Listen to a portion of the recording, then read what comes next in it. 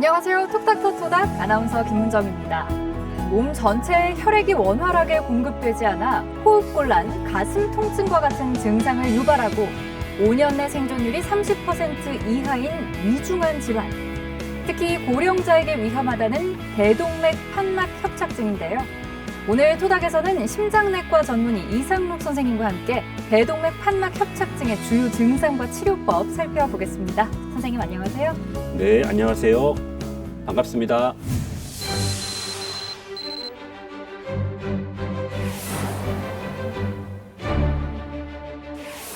네, 오늘 다룰 대동맥 판막 협착증.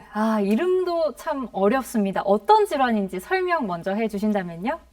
네, 우리 몸에 혈액을 공급하고 또 생명을 유지하는 데 있어서 가장 중요한 장기가 무엇일까요? 심장이죠. 네, 맞습니다. 심장은 신체에 혈액을 공급하여 생명을 유지하는 가장 중요한 장기인데요. 혈액의 흐름을 조절하기 위해 심장 내부에 4개의 판막이 있습니다. 그 중에서 대동맥 판막은 좌심실과 대동맥 사이에 위치하는 판막인데요. 노화되어 판막이 석회화되면 이 대동맥 판막 협착증이 생기게 됩니다. 이로 인해서 심장을 통한 혈액 흐름에 정체가 생기고요. 심장 과부하가 발생하게 되는 겁니다. 노화로 인해서 심장 판막이 석회화, 그러니까 돌처럼 좀 단단해진다면 연세가 있으신 분들에게는 좀 낯선 질환은 아닐 것 같다, 이런 생각도 드는데요. 네, 그렇습니다. 미국 통계이긴 하지만 65세 이상에서는 2%에서 석회화가 진행된다고 하고요.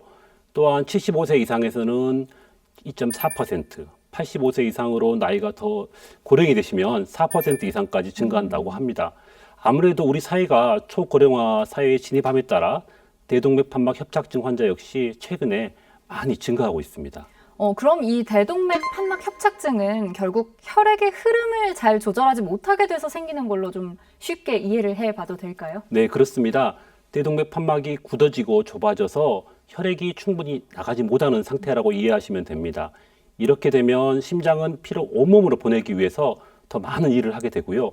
점차 심장 근육이 두꺼워지게 됩니다. 이게 심해지면 결국 심장은 멈추게 되고 아주 위중한 결과가 따를 수 있겠습니다. 네, 피가 원활히 공급이 되지 않아서 심장이 무리를 하게 되면 우리 몸에도 좀 즉각적인 증상들이 나타나지 않을까, 이런 생각도 드는데요. 어떤가요? 예, 많은 분들이 그렇게 생각하기 쉽지만 안타깝게도 협착증 상태가 상당 기간 지속되기까지 특별한 자각 증상을 느끼지 못합니다. 그 말은 곧 이 자각 증상을 느꼈을 땐 이미 병이 상당히 진행된 상태라고 봐도 무방하다, 이런 말씀이신 거죠? 네, 그렇습니다. 흉통과 호흡곤란, 실신과 같은 증상이 나타났을 땐 이미 심장이 많이 손상되어 있는 상태입니다.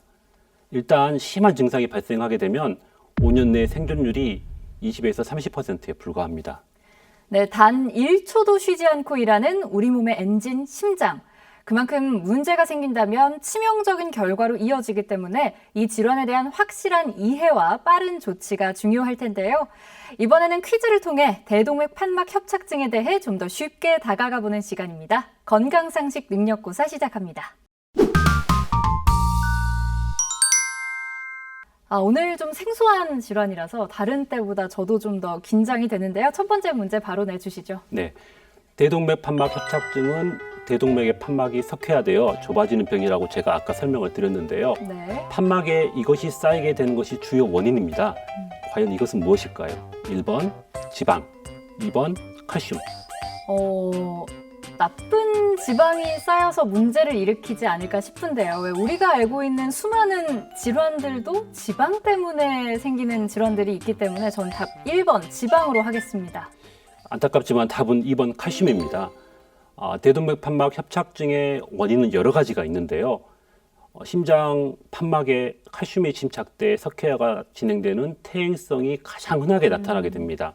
물론 고령자가 아닌 젊은 세대에게서는 판막 자체 이상이 보이는 선천적인 원인인 경우가 많고요. 또 하나의 원인인 류마티스성 질환은 최근에는 뚜렷하게 감소하고 있습니다. 그런데 이 칼슘이라고 하면 우리가 보통 우리 몸에 굉장히 이로운 영양소라고 알고 있잖아요. 그럼 오히려 이 칼슘이 들어있는 영양제나 식품을 좀 덜 먹어야 하나, 혹은 우리 몸에 칼슘을 오히려 배출시킬 방법은 없는지, 이런 궁금증 갖는 분들도 계실 것 같아요.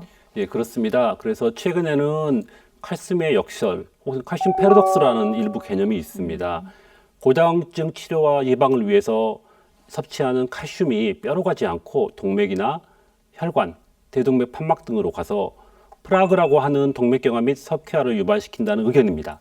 그렇지만 아직 대규모 연구에서는 충분히 검증되지 않아서 기존의 고다공증 등으로 칼슘제를 복용하고 있는 분들은 크게 걱정하지 않으셔도 될 듯합니다. 네, 다행입니다. 그럼 다음 문제도 내주시죠. 네, 두 번째 문제입니다.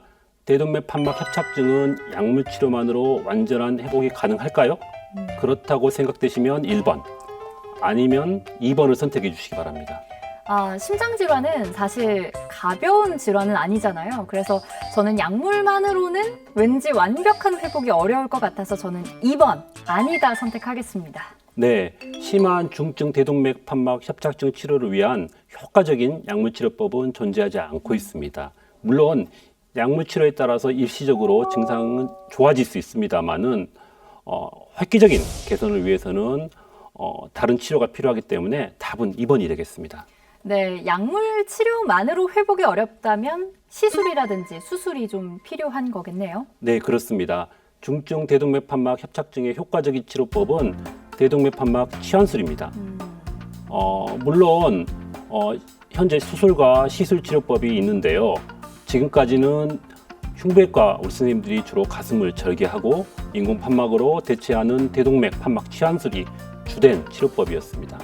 그러나 가슴을 여는 수술적 치료는 고령 및 여러 가지 질환이 있는 환자에게 위험성이 크거나 부적합한 경우가 많아서 치료를 포기하고 사망에 이르는 경우가 많았습니다.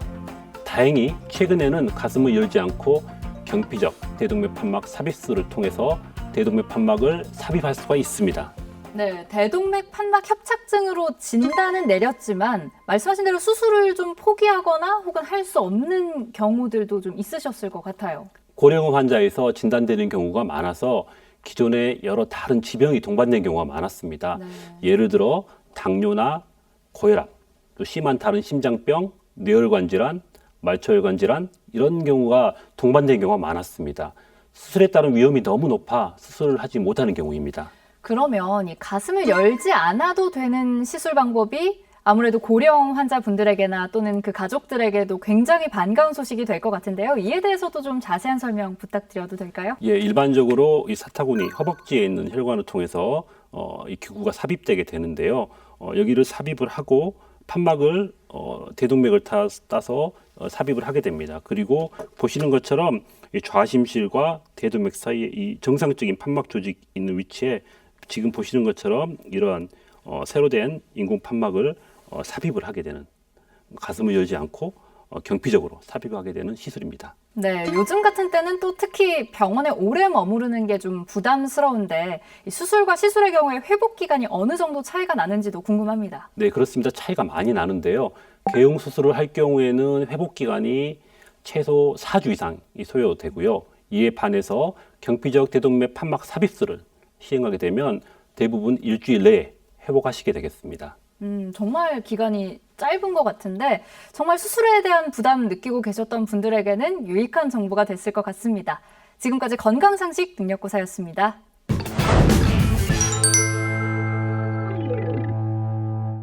선생님, 이 고령의 분들이라면 숨이 금방 차는 증세를 그냥 운동 능력의 저하인가 보다 이렇게 너무 당연하게 생각해서 가볍게 여기고 좀 넘기는 경우도 있을 것 같은데요. 네, 그렇습니다. 이따금씩 발생하는 가슴 통증이나 조금만 움직여도 숨이 차는 증상을 간과하는 경우가 많은데요. 조금의 증상만 나타난다 하더라도 전문의를 찾아서 한번 검진을 받아보시는 게 중요합니다. 그럼 진단에 어려움은 없나요? 예, 대동맥 판막 협착증은 혈액 자체가 좁아진 판막을 빠른 속도로 이동하기 때문에 비교적 쉽게 청진으로 진단할 수가 있습니다. 물론 외부에서 우리가 귀로 들을 수 있는 소리는 아니고요. 의사 선생님이 청진기를 대게 되면 잡음이 들리게 되는데요. 비교적 쉽게 진단이 가능합니다. 물론 조금 더 자세한 진단을 위해서는 심장 초음파를 통해서 확실하게 확인하는 게 중요하겠죠. 네.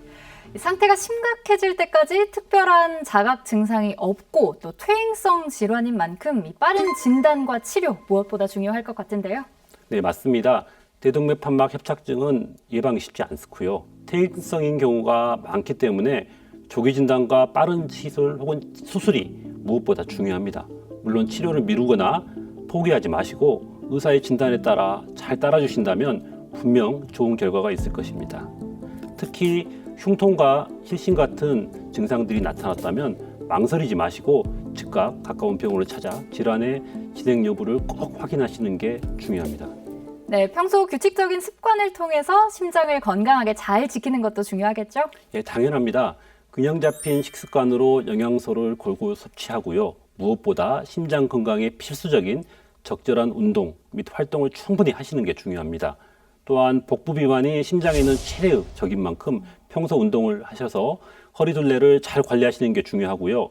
무엇보다 정기적인 검사로 심장의 상태를 주기적으로 살펴보시는 게 중요하겠습니다.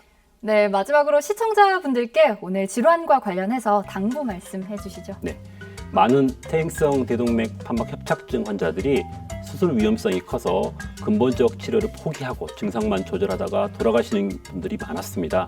그러나 경피적 대동맥 판막 삽입술은 개용 수술에 따른 위험은 물론 수술을 꺼리는 심리적 부담도 줄일 수 있어서 심장 질환으로 고통받는 고령 환자들에게 새로운 전환점이 될 수 있습니다.